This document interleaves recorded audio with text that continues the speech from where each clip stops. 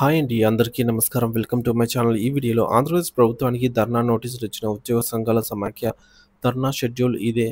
దీనికి సంబంధించిన పూర్తి సమాచారాన్ని వీడియోలో తెలుసుకుందాము. వీడియో అయితే ఎక్కడే కానీ స్కిప్ చేయకుండా ఎండ్ వరకు చూసేటప్పుడు ఇన్ఫర్మేషన్ పూర్తిగా అర్థమవుతుంది.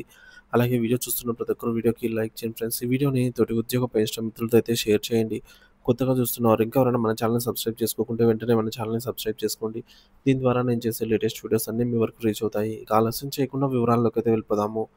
సో ఫ్రెండ్స్, ఇక విషయానికి వచ్చినట్లయితే ఆంధ్రప్రదేశ్ రాష్ట్రంలోని ఉపాధ్యాయులు తమ న్యాయబద్ధమైన సమస్యల పరిష్కారం కోసం మరోసారి ఉద్యమ బాట పట్టారు.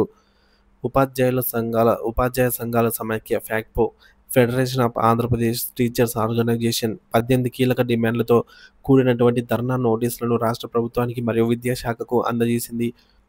సమస్యల పరిష్కారంలో ప్రభుత్వ నిర్లక్ష్య వైఖరికి నిరసనగా దశల వారీగా ఆందోళన కార్యక్రమాలకు పిలుపునిచ్చింది. సో షెడ్యూల్ చూసుకోవచ్చు. ఆందోళన కార్యక్రమాల షెడ్యూల్ అండి. ఆగస్టు 2వ తేదీన అన్ని జిల్లా కేంద్రాల్లో నిరసన ధర్నాలు. ఆగస్టు 12 రాష్ట్ర స్థాయి మహాధర్నా. ఈలోగా ఫ్యాక్పో నాయకత్వంతో ప్రభుత్వం చర్చలు జరిపి సామరస్యపూర్వకంగా సమస్యలను పరిష్కరించాలని, తద్వారా ఆందోళన కార్యక్రమాలను నివారించాల్సిన బాధ్యత ప్రభుత్వంపై ఉందని సంఘాల నేతలు స్పష్టం చేశారు. ఫ్యాక్పో ప్రధాన డిమాండ్లు: ఉపాధ్యాయులు, ఉద్యోగులు మరియు విద్యా వ్యవస్థ ఎదుర్కొంటున్నటువంటి కీలక సమస్యలను ఫ్యాక్పో తమ డిమాండ్ల రూపంలో ప్రభుత్వం ముందు ఉంచింది. వాటిలో ముఖ్యమైనవి చూసుకున్నట్లయితే ఆర్థికపరమైన డిమాండ్స్: 12వ పీఆర్సీ ఏర్పాటు మరియు ఐఆర్. రాష్ట్రంలో 12వ వేతన సవరణ సంఘాన్ని తక్షణమే ఏర్పాటు చేయాలి. ఆలోపు ఉద్యోగులందరినీ కనీసం 30% మధ్యంతర భృతి ఐఆర్ ప్రకటించాలి. అలాగే పెండింగ్ బకాయిల చెల్లింపు: ఉద్యోగులు మరియు ఉపాధ్యాయులకు 3 విడతల కరువు భత్యం డిఏ వెంటనే మంజూరు చేయాలి. 11వ పీఆర్సీ బకాయిలు, సరెండర్ లీవ్ బకాయిలు మరియు డిఏ బకాయిలను తక్షణమే చెల్లించాలి.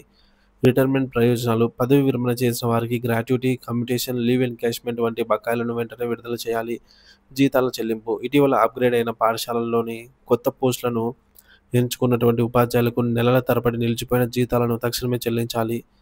ఇకపోతే విధానపరమైన డిమాండ్స్: సిపిఎస్ రద్దు, ఓపీఎస్ పునరుద్ధరణ. కాంట్రిబ్యూటరీ పెన్షన్ స్కీమ్ సిపిఎస్ను పూర్తిగా రద్దు చేసి పాత పెన్షన్ విధానాన్ని ఓపీఎస్ పునరుద్ధరించాలి. కేంద్ర ప్రభుత్వం మెమో నెంబర్ 57 అనుసరించి 1 సెప్టెంబర్ 2004కు ముందు నోటిఫికేషన్ల ద్వారా నియమితులైన వారందరికీ ఓపీఎస్ వర్తింపజేయాలి. ఏకీకృత సర్వీస్ రూల్స్ సమస్యలను పరిష్కరించి విద్యాశాఖలో నెలకొన్నటువంటి గందరగోళాన్ని, అసంబద్ధతను తొలగించాలి. జీఓఎంఎస్ నెంబర్ 72, 73, 74లను అమలు చేయాలి. బోధనేతర పనుల రద్దు: ఉపాధ్యాయులకు బోధనే తప్ప మరే ఇతర అదనపు భారాలను పెట్టకూడదు. అదనపు పనులు అంటే యాప్ అప్డేట్స్, యాప్లలో ఎంట్రీ చేయడాలు, సర్వేలు మొదలైనవి అప్పగించరాదు. P4 కార్యక్రమాన్ని నిర్బంధం చేయరాదు. తెలుగు మాధ్యమం పరిరక్షణ: ఆంగ్ల మాధ్యమంతో పాటు తెలుగు మాధ్యమాన్ని సమాంతరంగా కొనసాగించాలి. విద్యార్థులకు పరీక్షలను తెలుగులో రాసే అవకాశాన్ని కల్పించాలి. అంతర్జిల్లా బదిలీలు: నిలిచిపోయిన అంతర్జిల్లా బదిలీల ప్రక్రియను వెంటనే చేపట్టాలి. పరిపాలనాపరమైన డిమాండ్స్: కారుణ్య నియామకాలు. పంచాయతీరాజ్ యాజమాన్యంలో పెండింగ్లో ఉన్నటువంటి కారుణ్య నియామకాలను వెంటనే పూర్తి చేసి కలెక్టర్ పూల్ ద్వారా పోస్టింగ్లు ఇవ్వాలి. హైస్కూల్ ప్లస్ నియామకాలు: ఉన్నత పాఠశాలలో అవసరమైనటువంటి ఉపాధ్యాయ నియామకాలను చేపట్టి రిక్రూట్మెంట్ చేసి విద్యా సంవత్సరం సజావుగా సాగేలాగా చూడాలి. పదోన్నతులు: గ్రేడ్ 2 పండితులు, పీఈటీలకు పదోన్నతులు కల్పించడానికి అవసరమైన సూపర్ న్యూమరీ పోస్టులను సృష్టించాలి.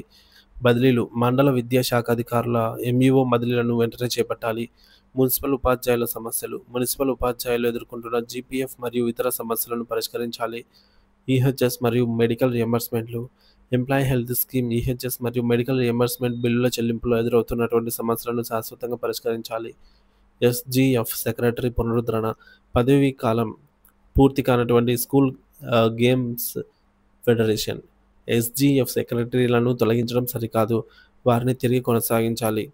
ఈ డిమాండ్లన్నీ కేవలం ఉపాధ్యాయుల వ్యక్తిగత ప్రయోజనాలకు సంబంధించినవి కావు. వీటిలో చాలా వరకు విద్యా వ్యవస్థ యొక్క మనుగడకు, విద్యార్థుల భవిష్యత్తుకు ముడిపడి ఉన్నాయి. ప్రభుత్వం ఈ సమస్యల తీవ్రతను గుర్తించి కాలయాపన చేయకుండా ఫ్యాక్పో నాయకులతో చర్చలు జరిపి ఉపాధ్యాయుల ఆందోళనను తొలగించాల్సిన అవసరం ఎంతైనా ఉంది. లేని పక్షంలో ఈ ఆందోళనలు విద్యా వ్యవస్థపై తీవ్ర ప్రభావం చూపే అవకాశం అయితే ఉంది.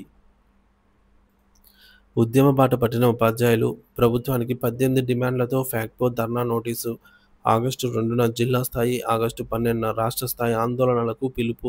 చర్చలకు సిద్ధమవ్వాలని ప్రభుత్వానికి హితవు.